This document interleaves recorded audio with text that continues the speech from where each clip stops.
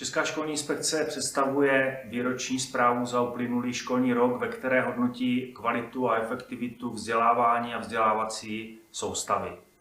Uplynulý školní rok byl významně ovlivněn pandemií, která významně zasáhla do organizace a podoby vzdělávání v našich školách. Uplynulý školní rok jsme velmi pečlivě sledovali průběh distanční výuky v mateřských, základních i středních školách. Vydávali jsme průběžně tematické zprávy, které poskytovaly zpětnou vazbu Ministerstvu školství, mládeže a tělovýchovy proto, aby mohla cíleně směřovat podporu směrem ke školám a směrem k učitelům. Kromě tematických zpráv, které byly zaměřeny na všechny vzdělávací stupně, na mateřské školy, základní školy i střední školy, včetně základních uměleckých škol, jsme vydali také tematické zprávy, které vycházejí z mezinárodních šetření, které v České republice realizuje Česká školní inspekce. Zaměření tematických zpráv odpovídá prioritám strategie 2030 a informace v nich obsažené jsou právě využitelné pro cílené intervence, které by měly do vzdělávacího systému směrovat. Témata, kterým bychom se věnovali, bylo zejména vzdělávací prostředí ve školách, wellbeing žáků, wellbeing učitelů a jejich dopad na průběh a výsledky vzdělávání našich žáků. Organizace vzdělávání v uplynulém školním roce, distanční výuka, do které byli zapojeni učitelé, žáci, ale také jejich rodiče, významně a silně ukázali silné a slabé stránky našeho vzdělávacího systému. Ukázalo se to, co se velmi dobře ve školách daří, a ukázaly i také příležitosti, které jsou pro zlepšování našeho vzdělávání.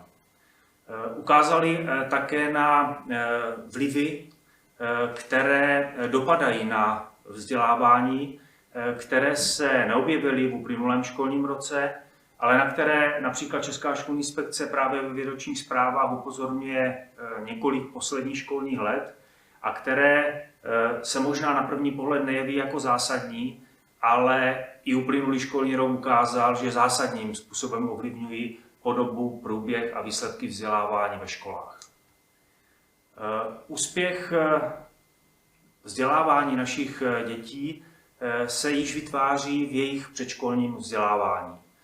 To, že dopad předškolního vzdělávání na budoucí vzdělávací dráhu, další uplatnění, kvalitu života má zásadní dopad, je velmi dobře znám. Předškolní vzdělávání má jednak individuální přínosy, ale také má přínosy celospolečenské. Zde právě můžeme vidět některé z nich. Délka předškolního vzdělávání má příznivý dopad na úspěšné vzdělávání na základní škole. Pokud alespoň 2 roky trvá předškolní vzdělávání našich dětí, potom lze předpokládat 2krát vyšší úspěšnost jejich vzdělávání v průběhu základní školy. To nám potvrzuje i tento graf, kde můžeme vidět, jak délka předškolního vzdělávání predikuje budoucí úspěšné vzdělávání na prvním stupni základní školy. Zde můžeme vidět, jakých predikovaných výsledků by děti dosáhly ve 4. třídě základní školy, ve které právě probíhá mezinárodní šetření PIRLS, ke kterému byly predikované výsledky vztaženy. To jsou individuální přínosy předškolního vzdělávání, ale přínosy jsou také i společenské. Zde můžeme vidět jednotlivé okresy České republiky a podíl dětí, které jsou ve věkové kohortě 3 až 5 let a které jsou zapojeny do předškolního vzdělávání. Pokud bychom si vzali příklad okresu, kde ten podíl dětí je jeden z nejmenších, což je okres Most, a předpokládali, že se nám podaří zapojit 100% dětí do předškolního vzdělávání ve věku 3 až 5 let, potom predikovaný odhad výsledků při současné kvalitě předškolního a základního vzdělávání by odpovídal průměrnému výsledku všech dětí v České republice. Míra zapojení dětí do předškolního vzdělávání tedy přináší jasné benefity, a to jak v budoucím úspěšném vzdělávání jednotlivých dětí žáků, tak i přínosy celospolečenské z hlediska jejich budoucího uplatnění a profesní kariéry. Když se však ale podíváme na jednotlivé okresy České republiky, na jednotlivé regiony, tak vidíme, že v řadě z nich nastupují děti až do posledního povinného předškolního ročníku. A nejsou to pouze regiony v těch strukturálně postižených krajích, ale jsou to také regiony v krajích, které mají buď střední nebo vysoký socioekonomický statut obyvatel. V okolí Prahy je to nepochybně významně způsobeno tím velkým přílivem obyvatel a nepřipraveností infrastruktury na takto významný nárůst počtu dětí v předškolním vzdělávání, ale máme i regiony, jako je Jihočeský kraj, Olomoucký, ale nebo také Jihomoravský, což jsou kraje buď se středním nebo vyšším socioekonomickým statutem obyvatel, a přesto zapojení dětí do předškolního vzdělávání je významně nižší než v jiných regionech. Když se podíváme na srovnání České republiky a zapojení dětí do předškolního vzdělávání s těmi úspěšnými vzdělávacími systémy, tak se můžeme podívat, jak během 14 let došlo k výraznému posunu. V těchto vzdělávacích systémech významně se věnovali všem stupňům vzdělávání, proměnou podoby vzdělávání, ale také mírou zapojení dětí do předškolního vzdělávání, protože si významně uvědomují jejich příznivý dopad na další jejich vzdělávací dráhu. V České republice jsme v roce 2005 patřili k zemím s jedním z nejvyšších podílů dětí v předškolním vzdělávání a tento podíl vlastně je setrvalý během toho sledovaného období. V ostatních zemích došlo k významnému nárůstu, a to proto, že tomuto tématu věnovali významnou pozornost, a my potom v další části prezentace se můžeme podívat i na to, jak pozitivní dopad zapojení dětí v předškolním vzdělávání má na úspěšnost dětí potom v tom základním a středním vzdělávání i v těch úspěšných vzdělávacích systémech. Když se podíváme na kvalitu vzdělávání v mateřských školách v České republice, tak můžeme říci, že je velmi srovnatelná se zeměmi, které jsou kolem nás. To, že jsou vztahy mezi učiteli a mezi dětmi příznivé, že atmosféra je velmi dobře v předškolním vzdělávání rozvíjena, to lze očekávat, stejně tak jako podpora socioemocionálního rozvoje dětí, které je součástí vzdělávání. Ale pokud se podíváme na míru diferenciace a individualizace výuky, na úroveň pedagogické diagnostiky, tak již v předškolním vzdělávání se vlastně objevují podobné trendy, tak jako v základním a středním vzdělávání.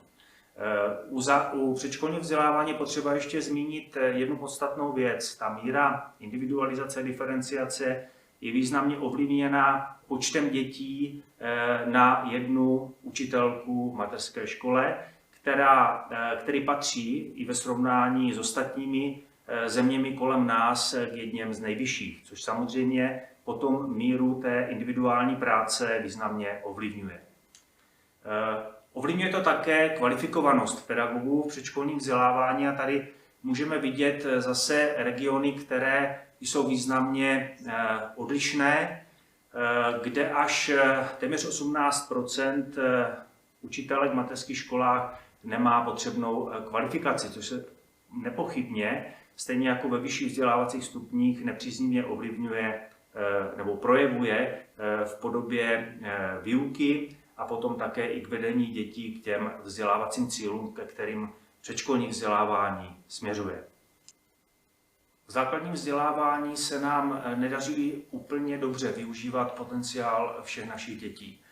Těch příčin je mnoho a některé z nich bychom si představili v této části prezentace. Významným faktorem, který ovlivňuje podobu vzdělávání na základních školách, je míra odkladů. V České republice máme dlouhodobě přibližně 20 % míry odkladů, ve srovnání například se Slovenskem je to 7 % a v ostatních evropských zemích je to necelé procento. Ty důvody, které jsou velmi často deklarovány a zde jsou ty, které zmiňují zejména pracovníci školských poradenských zařízení, příliš nebo zcela vůbec nesouvisí s tělesnou nebo duševní připraveností dětí pro školní docházku. Máme i regiony v České republice, kde ta míra odkladovosti je až 30%. To znamená, třetina dětí ve třídách je 7letých, o rok starší než ostatní jejich spolužáci. To samozřejmě vytváří různé problémy a vlastně determinuje tu budoucí podobu dalšího vzdělávání. Proč je v České republice tak vysoká míra odkladovosti? Souvisí s mnoha faktory. Jedním z nich je přání rodičů, druhým je nepochybně vliv základní školy, do které se děti hlásí, a třetí je diagnostika školských poradenských zařízení.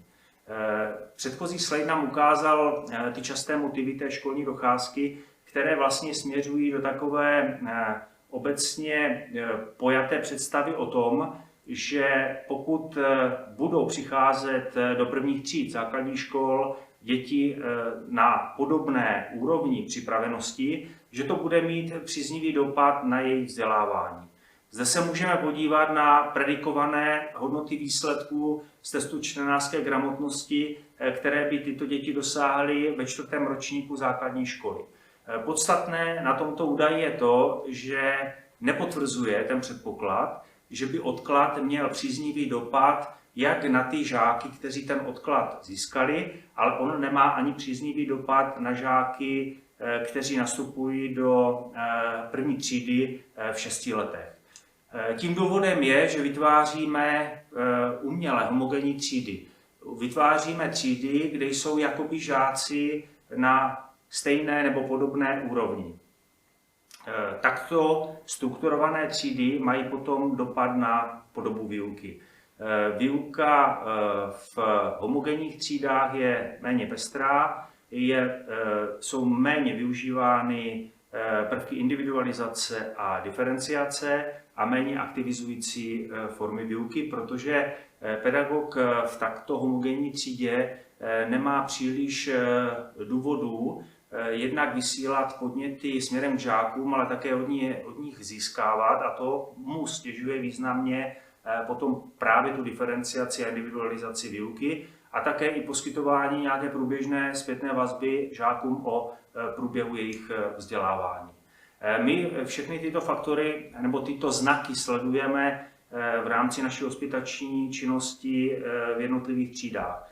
Sledujeme více jak 15 znaků, zde můžete vidět některé vybrané z nich, které potom analyzujeme a vyhodnocujeme jak na úrovni jednotlivých škol, tak i na úrovni jednotlivých regionů. A když se podíváme na to, jak tyto znaky výuky, které jsou charakteristické právě její podobou, vytvářením určitých výukových situací, diferenciací výuky, průběžným poskytováním zpětné vazby, vyhodnocováním pokroku žáků, spádem té hodiny, atmosférou, klimatem v té třídě, tak můžeme zaznamenat regiony, kde se tyto znaky projevují více nebo méně.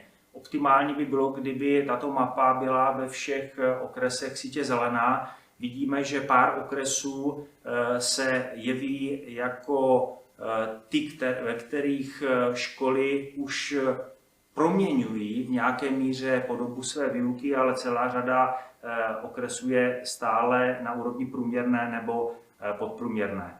Distanční výuka nám potvrdila podobu prezenční výuky, ukázala nám ty základní znaky, které můžeme pozorovat v rámci naší hospitační činnosti ve třídě, a v distanční výuce jsme zaznamenali pouze 1 z 5 hodin, kde mohli žáci nejen spolu vzájemně komunikovat a spolupracovat, ale kde měli také větší prostor pro komunikaci se svým učitelem.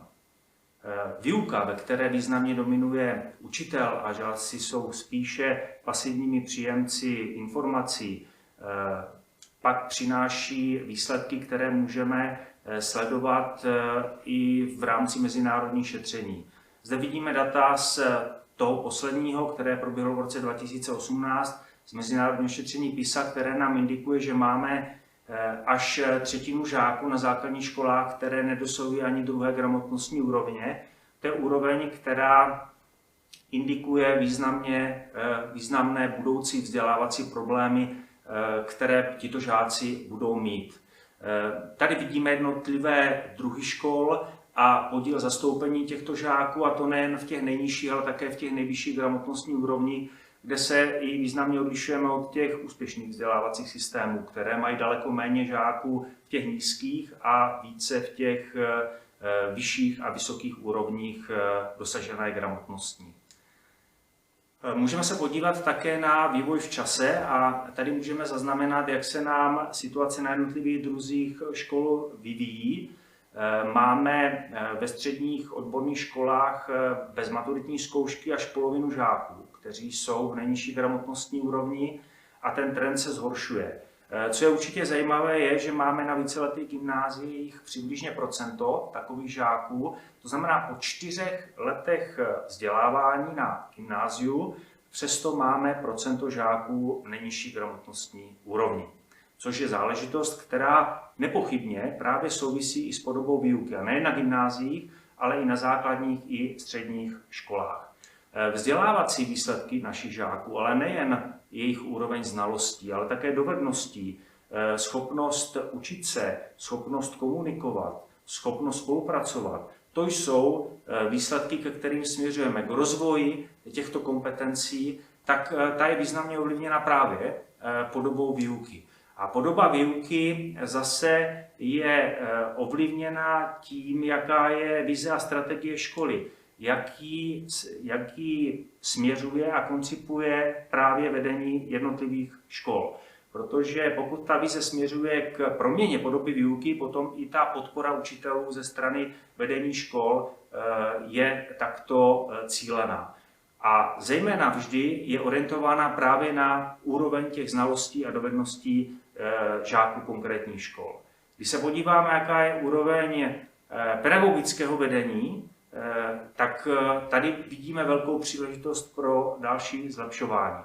Přibližně polovině škol je na úrovni buď nevyhovující nebo vyžadující zlepšení, čili ta podpora učitelů ze strany vedení škol je oblast, na kterou se nepochybně musíme zaměřit, protože i velmi aktivní jednotliví učitelé nemají prostor a nemají velkou příležitost pro to, aby proměnili výuku v rámci své školy. V základním vzdělávání můžeme sledovat určité dílčí pozitivní trendy, které jsou už zaznamenané na úrovni celého vzdělávacího systému. V případě středního vzdělávání bohužel takové trendy nezaznamenáváme, a to s vědomím toho, že nepochybně jsou jednotlivé střední školy, které jsou velmi inovativní, proměňují své vzdělávání a směřují ho k budoucím úspěšným vzdělávacím výsledkům svých žáků. Když se podíváme na podobu výuky ve středních školách, v jednotlivých druzích středních škol, tak jsme vybrali 2 obory pro tuto ukázku. Jednak je to výuka anglického jazyka, což je předmět, ve kterém předpokládáme vysokou míru interakce mezi učitelem a žáky, vysoké zapojení žáků do průběhu výuky, ale tady můžeme vidět, jaké jsou podíly žáků, kteří v průběhu této hodiny se dostali ke slovu. Mohli se svým učitelem anebo se svými spolužáky komunikovat. A vidíme významný podíl žáků ve výuce cizího jazyka, kteří se v průběhu celé vyučovací hodiny nedostali vůbec ke slovu. To se samozřejmě v některých hodinách stát jednotlivých může, ale pokud se díváme na vzorek 30 000 hodin, které jsou zahrnuty do tohoto grafu, tak je to podíl významně vysoký. Stejně tak jako v vybraných oborech odborných předmětů, kde lze naopak předpokládat, že rozvíjíme kreativitu žáků, což charakter těchto předmětů umožňuje a vlastně velmi dobře nabízí.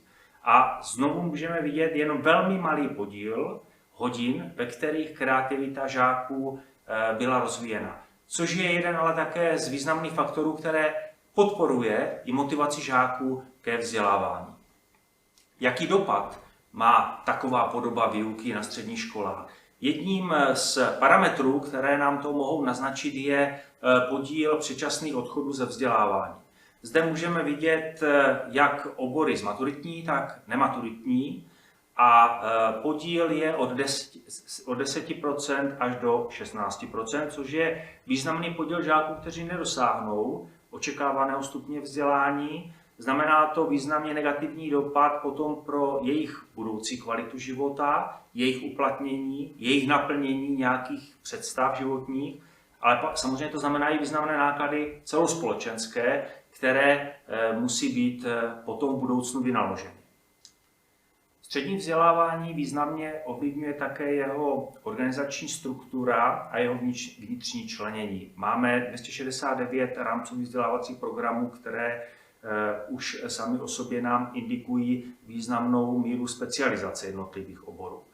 Potom další je, jaký podíl žáků máme ve všeobecném vzdělávání, jaké máme v odborném vzdělávání. Zde můžeme vidět, že 34% je v oborech gymnaziálních nebo v oborech lyceí a 66% je v oborech odborného vzdělávání. V vzdělávacích systémech kolem nás je ten podíl přesně opačný. Výjimkou je Rakousko, kde ten podíl je podobný.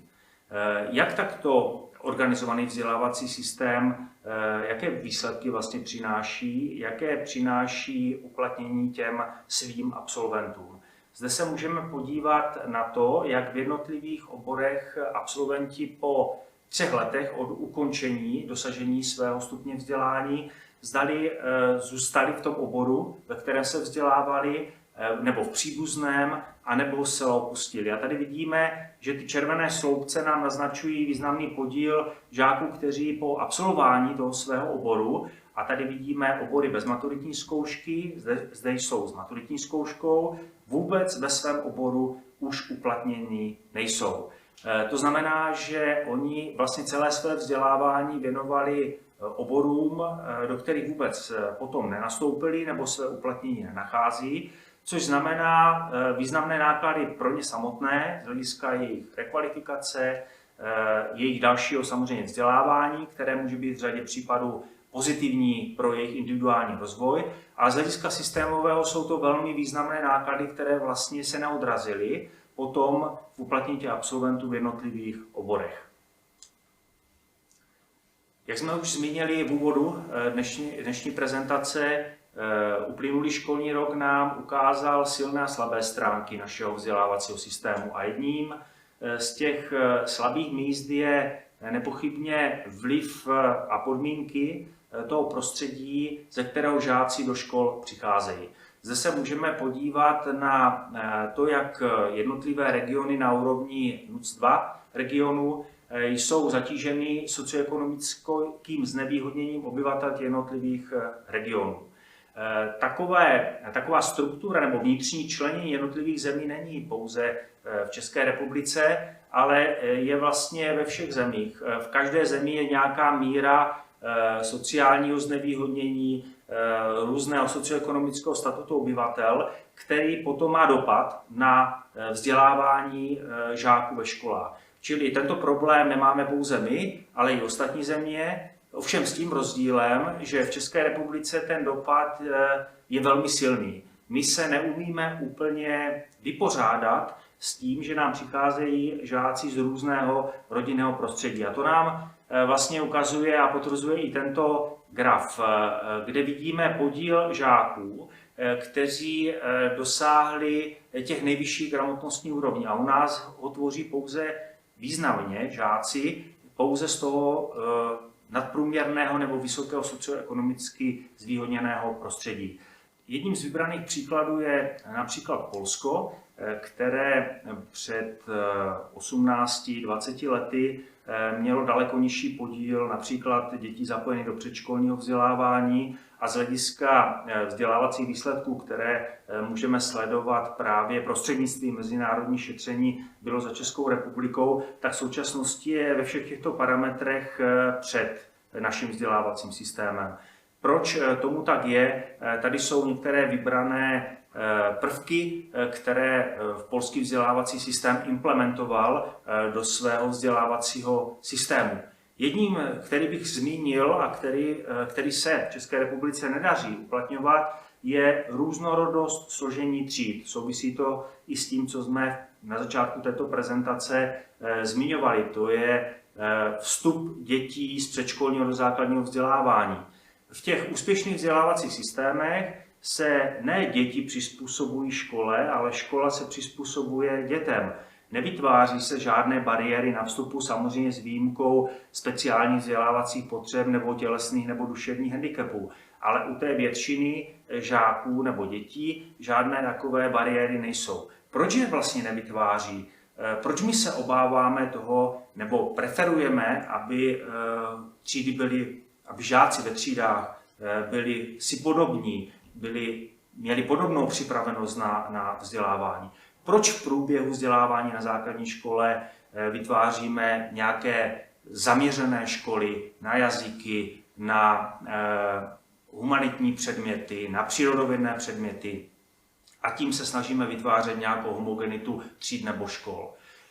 Máme takovou představu, že to přináší lepší vzdělávací výsledky, ale když se právě podíváme na ty ostatní vzdělávací systémy, tak už jsme jediní, kteří si to myslí. Častou obavou je, že pokud vytváříme různorodé složení tříd, takže vlastně nemáme prostor pro podporu těch žáků, kteří mají nějaké vzdělávací problémy, potíže, a ty mohou být způsobené buď jejich vzdělávacími předpoklady nebo speciálními vzdělávacími potřebami, a že to je na úkor těch nadaných anebo talentovaných. Tady můžeme vidět graf, který to nepotvrzuje.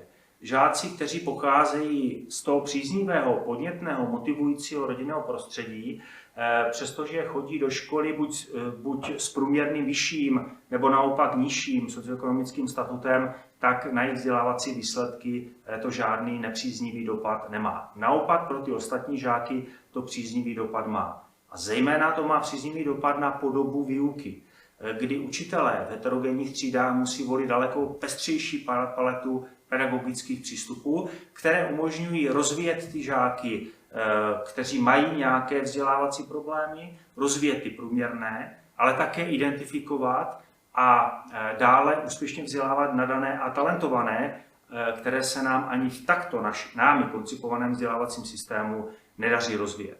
Úspěšné vzdělávání našich žáků významně ovlivňuje kvalita rodinného prostředí, socioekonomický statut rodin, ze kterých žáci do našich škol přicházejí. V našem vzdělávacím systému máme školy, které přesto dokáží se svými žáky velmi dobře a úspěšně pracovat. My jsme se právě v uplynulém školním roce na tyto školy zaměřili a zaměřili jsme se právě na ty znaky, které jsou přenositelné i do škol ostatních. Zde můžeme vidět některé z těch vybraných znaků, z těch charakteristik, které jsou v těchto školách společné. První z nich je, že vedení školy mělo prostor tu svoji vizi v té škole naplnit, že ji mělo možnost realizovat. Proto většina ředitelů v těchto školách působí déle jak 10 let, protože ten proces proměny vzdělávání není úplně jednoduchý a vyžaduje nepochybně svůj čas a prostor. S tím také souvisí to, že vedení škol se snaží vytvářet pedagogický tým, který sdílí tu vizi. Typickým znakem úspěšných škol je to, že to vedení je schopno se rozloučit s těmi, kteří tu vizi nemohou nebo zejména nechtějí naplňovat.